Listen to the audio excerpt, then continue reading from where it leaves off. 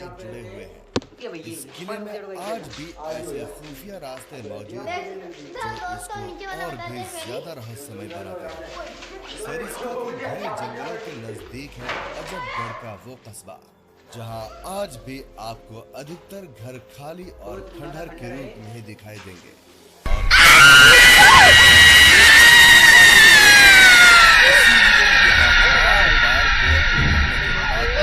कौन है? नहीं की जा सकी। 16वीं कौन है? लगभग 430 साल पुराना ये अपने आप कौन है? कौन है? बहुत बहुत स्वागत है आपका मेरे चैनल में। और आज मैं आपको लेकर जाने वाला हूँ राजपूत शैली से बनाए गए इस बेहद रहस्यमय अजबगढ़ के किले में, और इससे जुड़े सारे तथ्य, इतिहास और वास्तुकला की जानकारी मैं आपको इस वीडियो में देने वाला हूँ। तो अजबगढ़ किले की दूरी राजस्थान की राजधानी जयपुर और अलवर शहर दोनों से ही 80 किलोमीटर है, और ये किला भानगढ़ और प्रतापगढ़ के बीच अजबगढ़ नाम के कस्बे में स्थित है। तो आप चाहे तो किराए पर कैब लेकर या फिर अपने निजी वाहन से इस किले तक का सफर पूरा कर सकते हैं। तो मैं अजबगढ़ किले से लगभग 2 किलोमीटर दूर होटल में रुका था। किले तक पहुंचने के लिए काफी अच्छा रोड बना हुआ है, और इस किले की चढ़ाई जहां से शुरू होती है वहां तक आप अपने वाहन से पहुंच सकते हैं। नीचे से देखकर किले तक पहुंचने का रास्ता सही से समझ में नहीं आता है, इसीलिए मैंने एक स्थानीय नागरिक की मदद से रास्ता समझने की कोशिश की। ऐसा जाओ ना, तो ऐसा जाओ गली गली, और ये आ जाए ना आडा आडा, ये पत्थर सा लग रहा है, ये भैंसा का नीचा है कि ये सीधा जा रहा है। तो यहाँ से होते हुए मैं किले तक की चढ़ाई पूरी करने वाला हूँ, और देखते हैं कि ये रास्ता कितना चुनौती भरा है। तो यहाँ शुरुआत में कुछ इस तरह की चढ़ाई आपको नजर आएगी, और ऐसा मालूम पड़ता है कि ये रास्ता काफी मुश्किल भरा है, और इसमें आप देखेंगे कि न सिर्फ आपको इन झाड़ झंकार को पार करके ऊपर चढ़ना होगा, बल्कि इन उबड़ खाबड़ पहाड़ी पत्थरों के बीच से भी निकलना होगा। आप उस तरफ ध्यान से देखेंगे तो वहाँ सामने की ओर मैंने अपनी गाड़ी लगाई है, और अब मैं काफी ऊंचाई पर पहुँच चुका हूँ। मैं बताना चाहूँगा कि ये अजबगढ़ किला खूबसूरत अरावली पहाड़ियों से घिरा हुआ है, और बरसात के मौसम में यहाँ का नजारा देखने लायक होता है। गर्मियों के समय में तो यहाँ की चढ़ाई आपको काफी मुश्किल भरी लगेगी, लेकिन अगर आप बरसात के मौसम में यहाँ आते हैं तो इन सुंदर नजारों का मजा लेते हुए आप कब इस किले के परिसर में पहुँच जाएंगे आपको पता भी नहीं लगेगा। तो किले के पास पहुंचने के बाद सबसे पहले आपको ये ऊंचा सा बुर्ज दिखाई देगा, जहां से सैनिक इस किले की निगरानी किया करते थे। और ऊपर की तरफ से आप देखेंगे तो आपको बाकी के सारे बुर्ज भी दिखाई देंगे। बीच के हिस्से में एक बालकनी बनाई गई है, जिसमें पीले पत्थर का उपयोग करके बेहद खूबसूरत नक्काशी की गई है। इस तरह की बालकनी इस जमाने में राजा महाराजा किले के बाहर के नजारों का मजा लेने के लिए बनाया करते थे। किले की सुरक्षा को ध्यान में रखते हुए इसके चारों ओर काफी ऊंची दीवारें बनाई गई हैं। तो अब हम पहुंच गए हैं इस किले के मुख्य प्रवेश द्वार पर, और इसके अंदर प्रवेश करने के बाद आप देखेंगे कि एक छोटा सा कमरा बना हुआ है, जहाँ खड़े होकर सैनिक इस किले में आने जाने वालों पर निगरानी रखा करते थे। देख रेख के अभाव में इस किले में हर जगह आपको झाड़ियां ही नजर आएंगी। सामने की ओर में 3 दरवाजे बनाए गए हैं। तो यहाँ जो कक्ष बने हैं, इनको देखकर ऐसा मालूम पड़ता है कि ये सैनिकों के बैरक हुआ करते थे, यानी कि इस जगह पर राजा के सैनिक रहा करते थे, क्योंकि ये किले की सुरक्षा दीवार से एकदम लगकर बनाए गए हैं। मैं बताना चाहूँगा कि इस किले का निर्माण कार्य राजा माधो सिंह जी के पोते राजा अजब सिंह रजावत ने साल 1589 में शुरू करवा दिया था, और 5 साल के अंदर सन 1594 में ये अजबगढ़ का किला पूरा बनकर तैयार हो गया था। लेकिन 16वीं शताब्दी के अंत में बना ये किला अब एक वीरान खंडहर के रूप में ही दिखाई देता है। थोड़ा आगे चलने पर आपको किले का अगला दरवाजा भी दिखाई देगा, जिसके बाहर की तरफ दोनों ओर में एक एक चबूतरा बना हुआ है, जिन पर हमेशा सैनिक तैनात रहा करते थे। आप देखेंगे कि इस दरवाजे को भी राजपूत शैली का उपयोग करके बड़ी खूबसूरती से बनाया गया है। ये जो लोहे के दरवाजे लगे हैं, ये उस जमाने के नहीं है, बल्कि ये हाल फिलहाल में ही लगाए गए हैं। अंदर प्रवेश करने के बाद आपको इस तरह का कमरा दिखाई देगा, जिसकी छत हाफ सिलेंडर के आकार में बनी हुई है और इसकी दीवारों में सामान वगैरह रखने के लिए आले भी बने हुए हैं।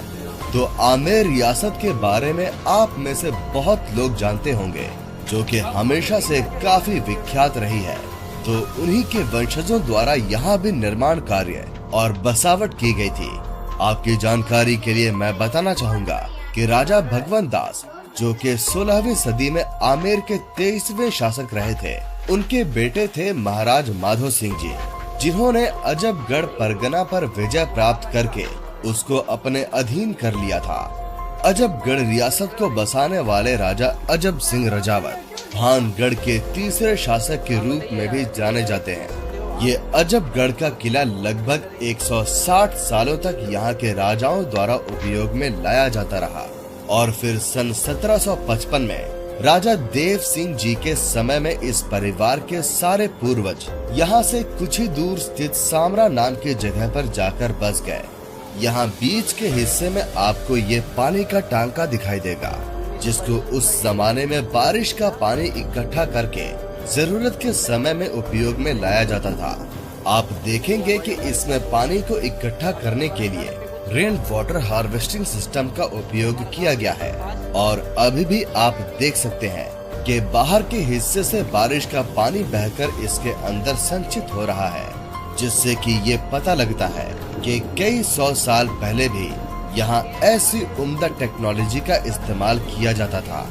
आज से कुछ साल पहले तक भी अजबगढ़ से जुड़े हुए डरावने अनुभवों के किस्से अक्सर सुनने में आया करते थे। बताया जाता है कि भारत के सबसे डरावने माने जाने वाले स्थानों में से एक भानगढ़ के पास होने की वजह से अजबगढ़ गांव में देखे गए अजीब अनुभवों के कारण काफी लोग गांव छोड़कर चले गए थे। शायद यही वजह है कि आज भी अजबगढ़ की हवेलियों और कोठरियां इनके मालिक वापस लौट कर नहीं आना चाहते हैं। आइए यहाँ बंद पड़े कुछ मकान आपको नजदीक से दिखाता हूँ। ऐसा भी बताया जाता है कि काला जादू करने वाले सिंधिया नाम के एक तांत्रिक ने भानगढ़ और अजबगढ़ को शाप दिया था, जिसके डर ने लोगों को अपने अपने घर छोड़ने पर मजबूर कर दिया। इन बातों में कितनी सच्चाई है, इसकी पुष्टि तो हम नहीं कर सकते, लेकिन लंबे समय से वीरान पड़ा ये अजबगढ़ यहाँ आने वाले हर पर्यटक के मन में अनेकों सवाल जरूर उठाता है। आइए अब देखते हैं अजबगढ़ किले में बनाया गया ये मुख्य महल। बाहर की तरफ में आप देखेंगे कि इसमें संगमरमर की तरह दिखने वाले पीले पत्थर का उपयोग किया गया है, जिसको सुंदर बनाने के लिए काफी खूबसूरत नक्काशी की गई है। इस तरह की बारीक नक्काशी को देखकर ये मालूम पड़ता है कि उस जमाने में बिना मशीनों के इस्तेमाल के भी इस महल को सुंदर बनाने में किसी भी प्रकार की कमी नहीं छोड़ी गई। ये सारी कलाकारी राजपूत शिल्प कला का उपयोग करके बनाई गई है और इसमें आपको तरह तरह के डिजाइन नजर आएंगे, जैसे कि तरह तरह की सुराही के, और इसके खम्भों के ऊपर आपको हाथी भी बने हुए नजर आएंगे, जो कि हिंदू धर्म के अनुसार शक्ति का प्रतीक माना जाता है। इस किले का काफी भाग अपने आप ढहता जा रहा है, जैसे कि ऊपर की दीवार से ये पत्थर ढहकर नीचे गिर गया है।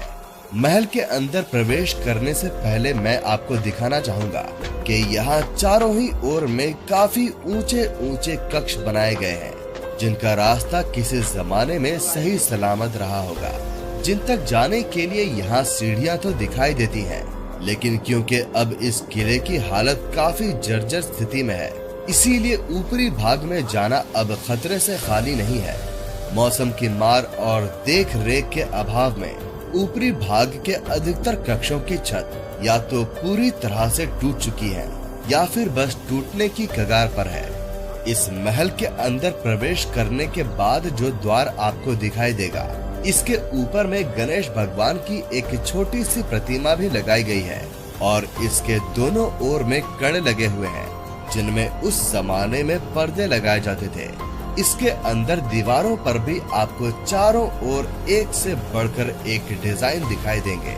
यहाँ आगे जाने पर अजबगढ़ के आसपास का पूरा नजारा मिलता है, जो कि बारिश के मौसम में बहुत खुशनुमा लगता है। यहाँ पर आपको एक गलियारा भी देखने के लिए मिल जाएगा, जिससे होते हुए महल के दोनों तरफ में बने कमरों तक भी पहुँचा जा सकता है। इन कमरों में अंधेरा होने की वजह से हाल ऐसा है कि इनमें अब चमगादड़ों ने पूरी तरह से अपना घर बना लिया है। तो यहाँ अलग अलग कमरों में जो है चमगादड़ काफी ज्यादा हैं और स्मेल भी काफी आ रही है यहाँ पर। फिर भी मैं आपको दिखा देता हूँ। हॉल के बगल वाले कमरे के लिए यहाँ से भी एक रास्ता दिया गया है और यहाँ भी कुछ है। तो यहाँ पर भी आप देखेंगे कि अंदर में कुछ कमरा या तहखाना हुआ करता था शायद, और यहाँ भी चमगादड़ों की बहुत आवाज आ रही है, सुनाई दे रही होगी आपको। तो किले के काफी हिस्से इस तरह से टूट जाते थे और ये सब ज्यादातर तब होता था जब जो है यहाँ पे तोप वगैरह चलाई जाती थी दुश्मनों द्वारा। तो इस तरह से किले की दीवारों में छेद हो जाया करते थे जब यहाँ पे तोप वगैरह दुश्मन चलाते थे। और बाहर की तरफ जो मैंने आपको दिखाया था कि कड़े लगे हुए थे, इसी तरह से यहाँ पे भी कड़े लगे हैं जिनमें कि पर्दे डाले जाते थे। 16वीं शताब्दी में मुगल बादशाह अकबर के शासनकाल के दौरान माधो सिंह अकबर के दरबार में मनसबदार के रूप में नियुक्त थे। माधो सिंह जी के 3 बेटे थे, जिनका नाम था सुजान सिंह, छत्तर सिंह और तेज सिंह। तो छत्तर सिंह जी के बेटे थे अजब सिंह, जिन्होंने इस किले का नाम अपने ही नाम पर रखवाया था, यानी कि अजबगढ़ का किला।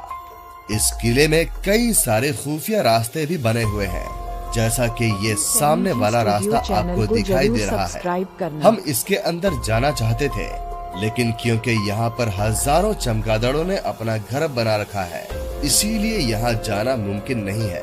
तो वैसे तो इस किले में आपको काफी हिस्सा खंडर के रूप में दिखाई देगा, लेकिन बाकी किलों के जैसे कि यहाँ पर भी लोगों ने जो है नाम वगैरह लिखे हुए हैं, जो कि बहुत गलत है। मैं हमेशा बोलता हूँ अपने हर